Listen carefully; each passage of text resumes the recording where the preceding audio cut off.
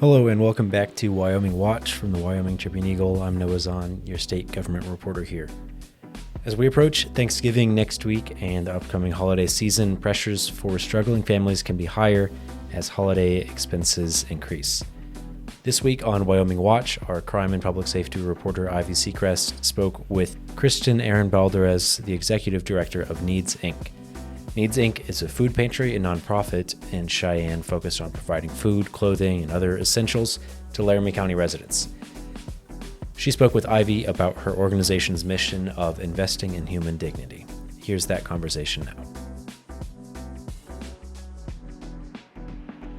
All right, we're here today with Kristen-Erin Balderaz, the executive director at Needs Incorporated.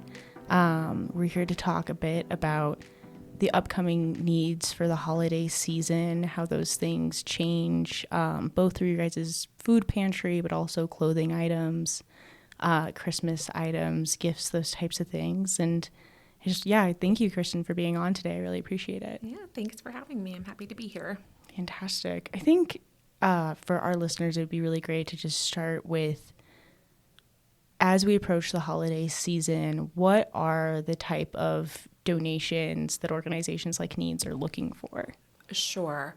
So a lot of organizations like Needs, we're kind of looking for like those holiday meal staples. Those of us who are providing holiday meals will be looking for like the instant mashed potatoes, the gravy mixes, the green beans, and your typical holiday staples. But we're also always looking for our regular meal box staples. So peanut butter and jelly is always a good one. The hamburger helper meals, the pasta, canned pastas like the Chef Boyardee's, those kind of things are really helpful to us. So really looking for the food, looking for nice warm clothing for our unhoused friends, especially. They're loading up for the winter, those who are going to be sleeping outside. They're coming to get things like sleeping bags and long underwear, socks, gloves, hats, cold weather gear, not warm weather gear, cold weather gear, and that type of thing.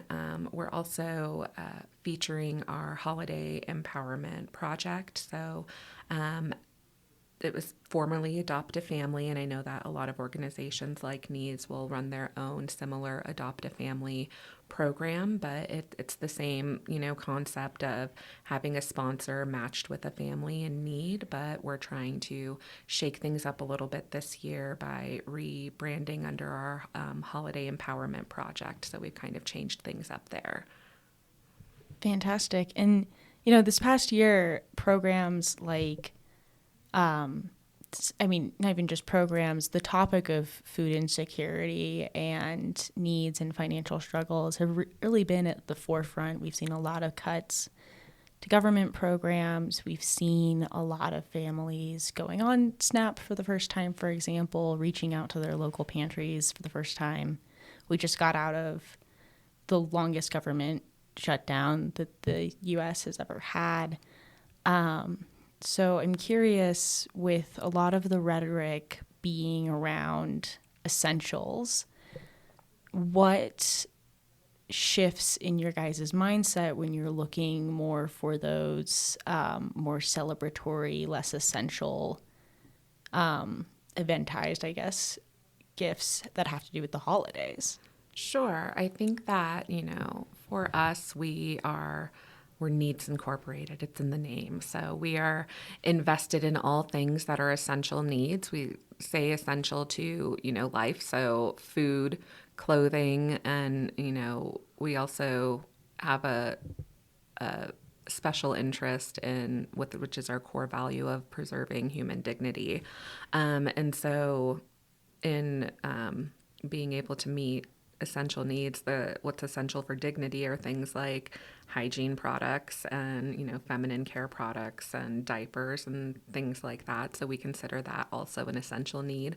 If it is essential to human dignity, then it's an essential need. So that's something that we're really focusing on. And when it comes to the holiday season, because we here in our country, we've breeded a culture of excess and luxury around the holidays. It's very much consume, consume, consume. And you see that in our big, holiday meals when we're having Thanksgiving. We're all going into a food coma that day. We're going to eat more than we should, I'm sure. And same thing for Christmas and New Year's. We all celebrate with food. Food is more than just essential for life. It's also culture, it's love, it's connection. And to view those meals as being non-essential because it's an extra meal, I would push back on. I think that it's essential for human dignity, for all of us to want to live our lives on par with our peers. And for some of us that are lower income or have limited means, access to that, being on par with your peers becomes a little more difficult due to the limitations in your means and all of that stuff. So really, we want to provide the holiday meals because that is a social need that helps families who are low income connect with the rest of the community and the rest of the country who is also celebrating and connecting with each other. We want them to have that opportunity and have a special meal and have those rituals and those holidays and those special moments. We want them to create memories too because they're human beings who are worthy of love and connection. And so we want to make sure that we are able to provide that for them because that is not a part of their regular budget in their regular food budget. Food is already expensive. You throw a holiday meal into the mix, your holiday meal on average is going to be as much as your grocery bill. It is insanity because that's just what we've kind of culturally evolved into. So being able to help give assistance to give families who are lower income that opportunity to celebrate still, I think is really important. And also I would push back and say an essential social need. So yeah. How much does self-agency play into that ensuring dignity or preserving dignity? How much does an individual's choice of, Thanksgiving is coming up, pecan pie versus pumpkin pie, or like catering to your family's preferences and those things that we might not associate with people who are turning to food banks? Yes. So I love this question just because that is, within our core values, like I said, investing in human dignity. For us, being able to restore dignity by giving choice to families who, don't typically have choices. They don't have many anyway. So I think that what I'm really proud of that sets our pantry apart from other food pantries in our state is that we do have that special interest in preserving human dignity. We go out of our way to make sure that, we are able to protect the dignity of every soul that walks through our doors. And we're able to do that by giving them choices. There's this idea that if people are in need, they'll eat it if they're hungry enough, or, you get what you get and you don't throw a fit. And, but that doesn't leave room for people who are, maybe have unique medical needs or dietary needs or things like that. People who are on a diabetic diet, or people who are maybe overweight and wanting to lose weight and eat healthier and that kind of a thing. People who are low income tend to experience things like obesity at a disproportionate rate because of a lack of nutritional education, which is a privilege to access. And so being able to be respectful of people's health goals and dietary needs, that's a way of restoring dignity rather than just getting a one size fits all. This is the distribution. This is what you're going to get today. Take it or leave it. And, if you're hungry enough, you're going to eat it. That doesn't always work when you're severely lactose intolerant, or when when you're gluten free, or all these other things, you name it. And there might be a reason why somebody cannot eat the items that they were just given.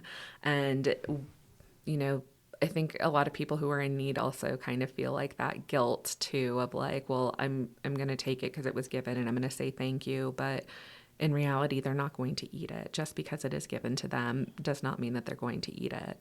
We have families who are halal, and if we give them bacon, that's culturally, that doesn't make sense to them. And going back to what I said about food being, culture and connection and love, that's a big, a big piece of the demographic that we serve. That is very true for them. And so, being able to give them choice and agency and being able to pick things that make sense for their family culturally is really important too.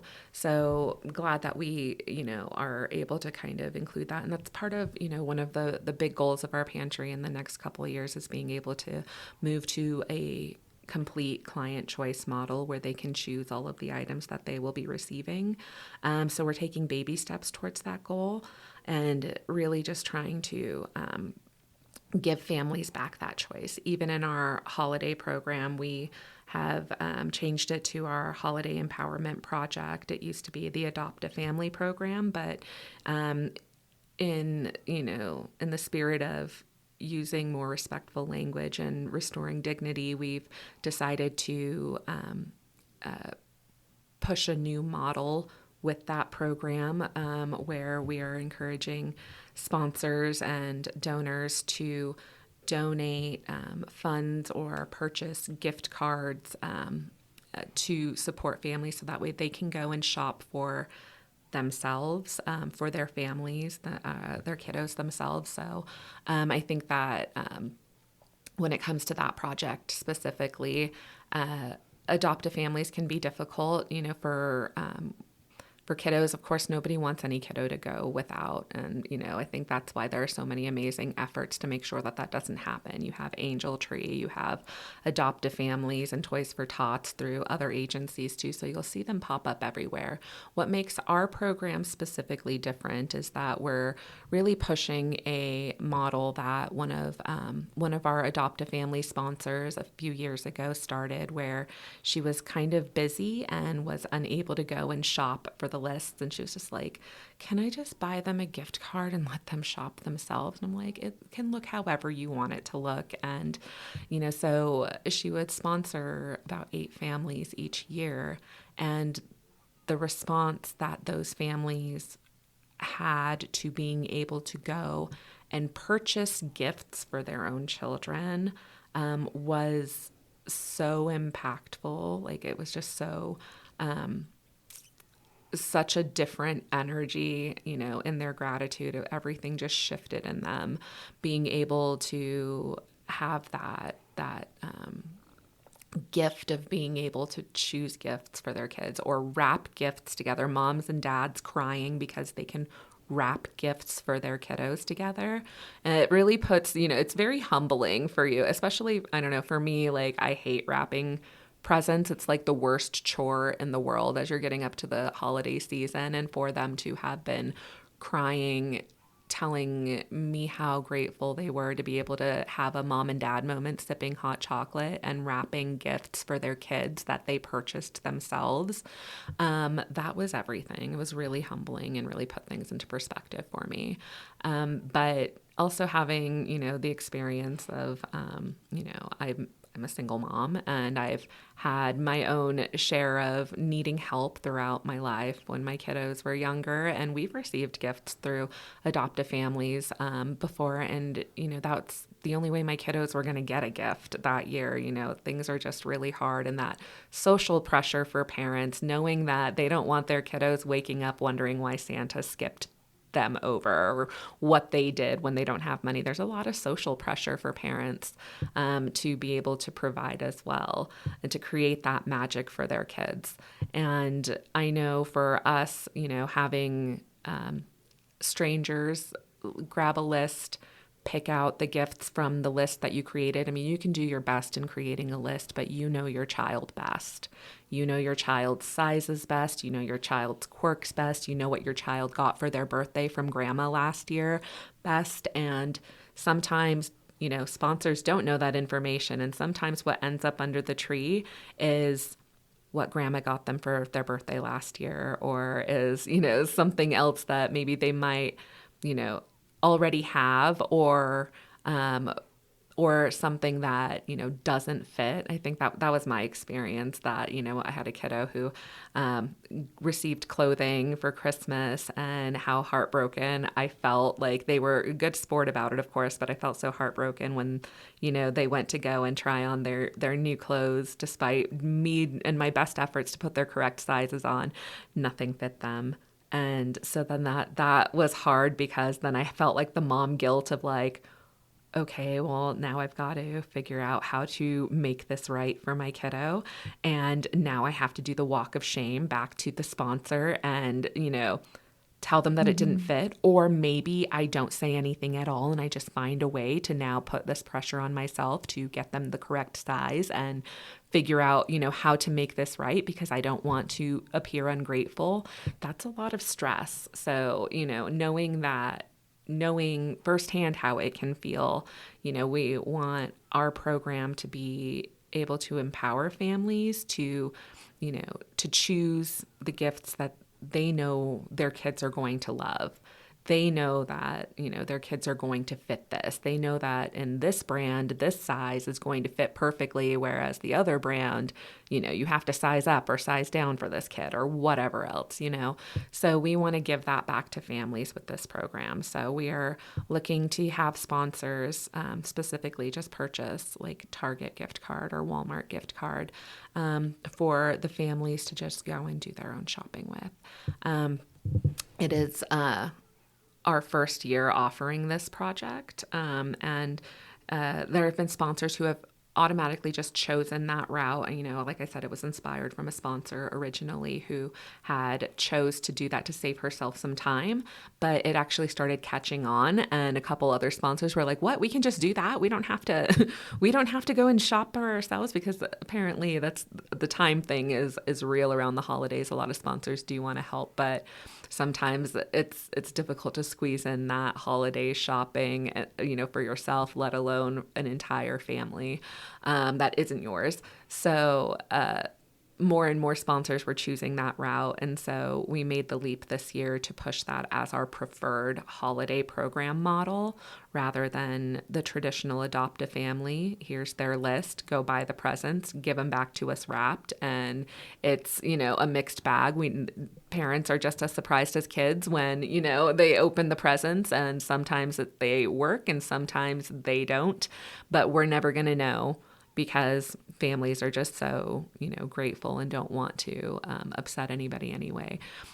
So, it's kind of tough there. So that's why we really want to push, the importance of letting them choose. Yeah. I'm curious. So with that model and I know this is your guys' first year, so maybe more of what you're expecting as opposed to what you've experienced, but with that model of putting the decision back in the hands of the family, what do you think that does to mitigate that kind of waste, I suppose, is kind of the best way to put it? With food, I could imagine, we talked about dietary restrictions. There's also like some kids hate broccoli, and it doesn't matter your income class. That kid is always going to hate that vegetable. And my thought is, people put the money into these programs with the assumption that it's going to go to help. And I could imagine it being equally heartbreaking for the sponsor to know that, I got something that they're not even going to use because it doesn't fit. Or I, funded a food that they can't even have because they're lactose intolerant or whatever else. So what do you think giving them that agency does to kind of mitigate those moments, that wastefulness in this process? I think that, the data shows, those models that allow low-income individuals who are accessing resources, the data shows that giving them choice will always produce less waste, because when they're not, they're not taking items that they're not going to use. And, if they're receiving items that they're not going to use, I can promise you that they're going to put that smile on their face, tell you a million times how grateful they are, and they'll truly mean it. And then when they get home, know that they cannot use it and they will not use it. And a lot of times it's going to go in the trash too. And so we want to, as a pantry, we want to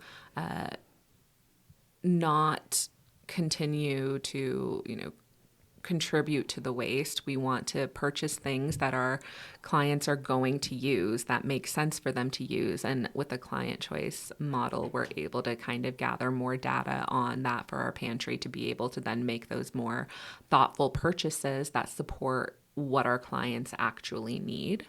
And the same with, the Adopt a Family programs, our holiday empowerment projects. When families are choosing their own items, there's less room for error.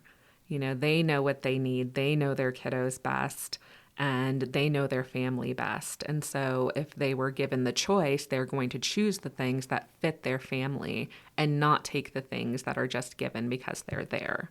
So potentially, you're saving a lot of waste too, and a lot of heartbreak for those kiddos that, toys are easy all day long. Toys are easy, Sure. But it's easy to buy fun stuff. And it's also easy to assume that maybe, this kiddo in need doesn't have a Disneyland uncle that sends them, a birthday gift every year. That's pretty cool, that you might have just purchased and put under their tree. And now they've got a double of something, but it's, we want to help take some of that heartache out of the experience when it comes to, so when you're asking for help, it already feels undignified. And then when you're alone and you don't know what gifts you got for your kids, and now you're opening the gifts for your kids and maybe they weren't a good fit, all of a sudden we've added, this program that's supposed to make you feel good, and everything has. Now you're feeling terrible because your kiddo's very confused as to why Santa brought them the same thing that they already had or whatever else.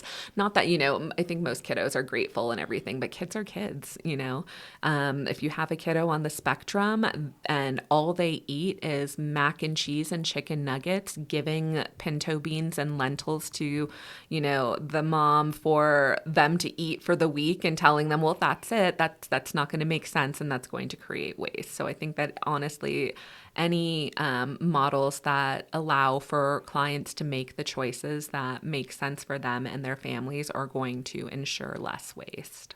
Statewide, we've seen kind of the opposite move to put more control in the hands of the legislature or the organization.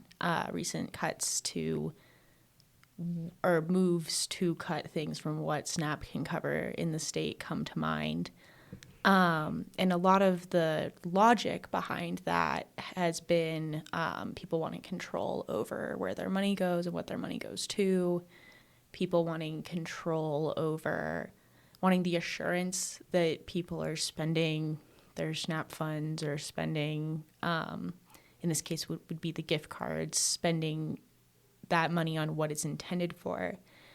And I'm curious, for those who might be hesitant to sponsor a family because they want assurance that they're going to spend the gift card on gifts, or are hesitant to donate sugary food items, pumpkin pie for Thanksgiving comes to mind, because they want to contribute to maybe healthier choices.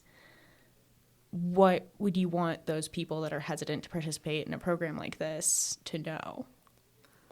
So that's a great question. I think that the idea of misuse amongst resources, social resources, is very, for some reason, blown out of proportion in my experience. Not that there isn't abuse of the system. There will always be abuse of the system. If somebody is determined to abuse the system, they will abuse the system.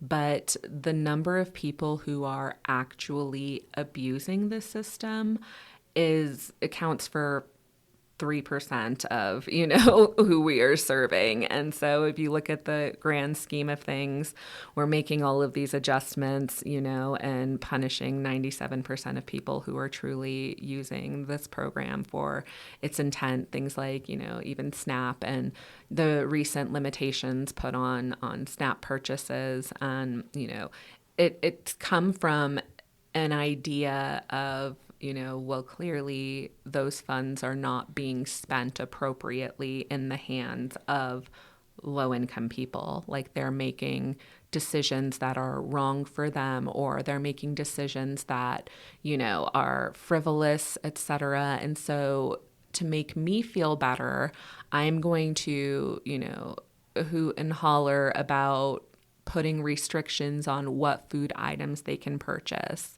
And even with like our new holiday empowerment project, there could very well be pushback on, well, you know, that might mean that, you know, if we give a family a gift card, they might not use it for what we intended it to be used for.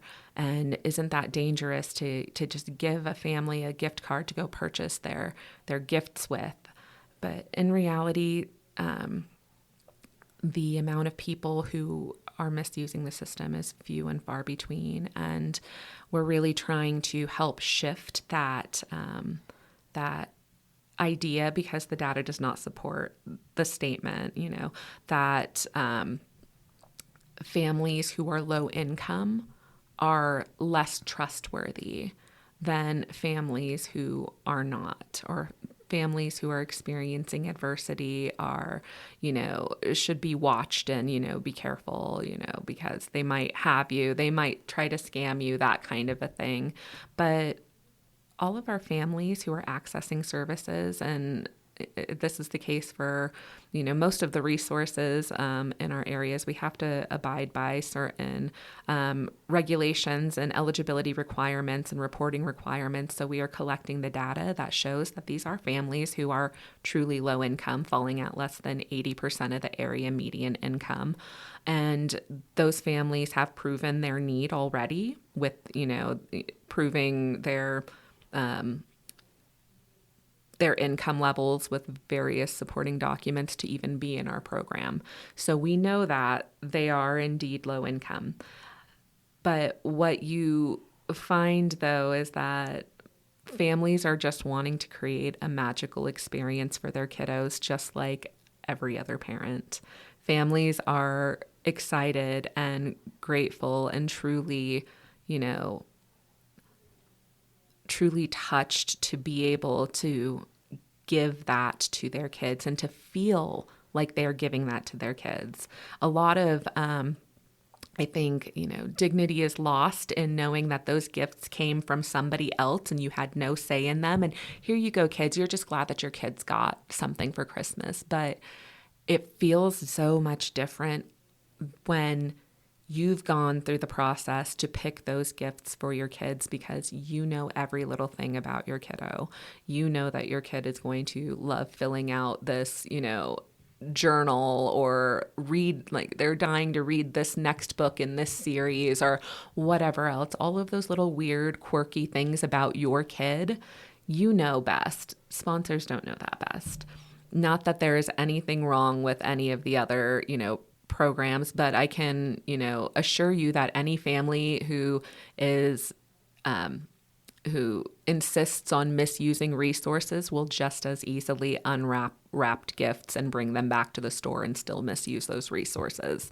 So any program is going to have that risk 100%, but we are really trying to change that stigma that, you know, low-income families are less trustworthy and, you know, must be monitored and must be, you know, handheld to make those correct decisions for themselves, even with the food, you know, being able with SNAP to have full autonomy in making those choices, deciding that, you know, purchasing salt and candy and things like that are, you know, you don't want your money going to those things. Or even worse, there's this idea that a lot of SNAP recipients are purchasing ribeyes and lobsters with their SNAP benefits, but it's important to keep in mind, sure, some of them might do that, and those SNAP benefits might pay for those things.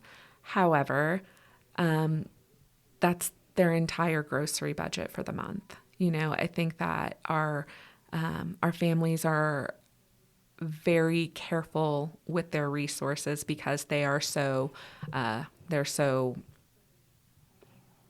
minimal.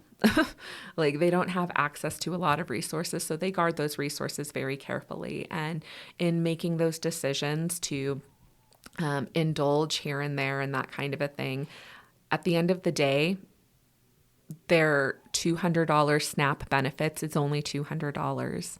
And regardless of if they spent it on 2 steaks and a lobster or, a full produce department, it's only going to be that $200 that they have to work with for the entire month. So most families are not making the decision to spend all of their money on 1 or 2 meals. That's just not happening. And, I think that it's just important to just encourage people to remember that low-income families are just as worthy of a happy, magical experience as any other family is, and being able to give them that sense of normalcy when they're already feeling overwhelmed with the excess of the season and knowing that they can't afford any of this. It feels, it's like that one little, okay, I can at least, purchase these gifts for my kiddos and feel good about it and knowing that they're going to love it. And again, in our experience, we know that all families they're super grateful for the previous model with, the regular adoptive family and receiving wrapped gifts and all of that stuff.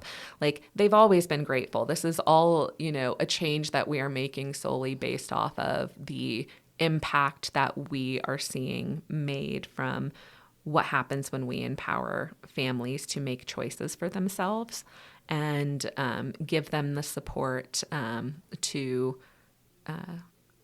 feel normal and to participate in society and cultural activities. So we want to really give families that opportunity to celebrate just like everybody else and to feel connected to their communities. Fantastic. For families who want to participate, who want to donate, want to be a part of this, where can they find you guys? What's the best way to do this? Absolutely. needsinc.org. That's an easy way to get a hold of us. We have our easy donation button on there. Also, our social media. We have social media presence on Facebook and Instagram, where you'll be able to find links directly to our holiday empowerment project, and anybody looking to sponsor families to give them that opportunity to make the holiday bright for their kiddos is welcome to contact us directly. They're welcome to call us at Needs Inc. and let us know that they are willing to sponsor a family, and they can reach us at 632-4132. Fantastic. Well, it's been lovely having you on, and thank you for coming and talking about this. Really appreciate it. Thank you for having me. Now, here's Taylor Staples, our arts and entertainment reporter, to bring you a quick roundup of some upcoming events in Cheyenne and Laramie County this week. Today, there's a Better Together meeting from 1:30 to 3 p.m. at the library, as well as a dementia caregiver support group from 2 to 3 p.m., and an after-hours K-pop sing-along from 4:30 to 6 p.m. Those are also both at the library. At night, there's a Sleeping Beauty ballet at the Cheyenne Civic Center at 7 p.m., a Dance It Out DJ show at 7:30 p.m. at the Lincoln, and Antigone playing both tonight and tomorrow at 7:30 p.m. at LCCC's Playhouse Building. Tomorrow, Saturday, November 22nd, there are 2 hands-on stained glass workshops at the Botanic Gardens at 10 a.m. and 2 p.m. respectively. Afterwards, there is a gathering for International Survivors of Suicide Lost Day at the library from 11 a.m. to 12:30 p.m. Later, the annual Tinsel Through Time exhibit has its opening reception from 4 to 7 p.m. at the historic Governor's Mansion, and Cats and Coffee Connections has a paint and sip night from 5 to 7 p.m. On Sunday, November 23rd, Cats and Coffee Connections has a pottery painting event from 1 to 3 p.m., and the library has a Publishing Pathways workshop for aspiring authors from 2 to 3:30 p.m. Then, the Cheyenne Chamber Singers have their season premiere concert called As Seasons Change at St. Mark's Episcopal Church at 3 p.m. And to finish the night off is comedian Nurse Blake on his But Did You Die tour at 8 p.m. at the Cheyenne Civic Center. On Monday, November 24th, the library has a pet portrait painting event from 2 to 4 p.m. and a brown bag book club from 4:30 to 5:30 p.m. with the book Cinder by Marissa Meyer. On Tuesday, November 25th, there are genealogy drop-in times from 2 to 4 p.m. at the library, as well as a Tuesday night book club with Pride and Prejudice by Jane Austen. On Wednesday, November 26th, people can head to the Cheyenne Civic Center for a special rendition of the Nutcracker called Nutcracker Magical Christmas Ballet at 7 p.m. For a full list of events, go to wyomingnews.com. Prices and times are subject to change. And lastly, before we close out today, here's a quick recap of some of our top stories and headlines from this past week. State Representative John Eklund died Friday morning following a battle with cancer. He was 74 years old. Local lawmakers described Eklund as a true Wyomingite who was kind, respectful, and had a wealth of knowledge. After a complaint was filed October 8th in Laramie County District Court regarding the city's new stormwater use fee, which goes into effect January 1st, city officials held an open house to address some questions regarding the stormwater management program. That was held this week. A former Laramie County School District 1 teacher who is already facing charges of sexual abuse of minors pleaded not guilty to charges of possession of child pornography Thursday in Laramie County District Court. Police said they uncovered 2,102 images of child sexual abuse materials on 55-year-old Brian Rell's phone. The Wyoming Legislature's Joint Revenue Committee on Wednesday advanced two controversial measures that together would fundamentally restructure taxation and government revenue in the state. One is a constitutional resolution to eliminate residential property taxes entirely, while an accompanying bill would replace the lost local revenue primarily through a significant increase in the statewide sales tax rate. That's all for this week's episode of Wyoming Watch. Thank you for tuning in, and be sure to check back next Friday for more.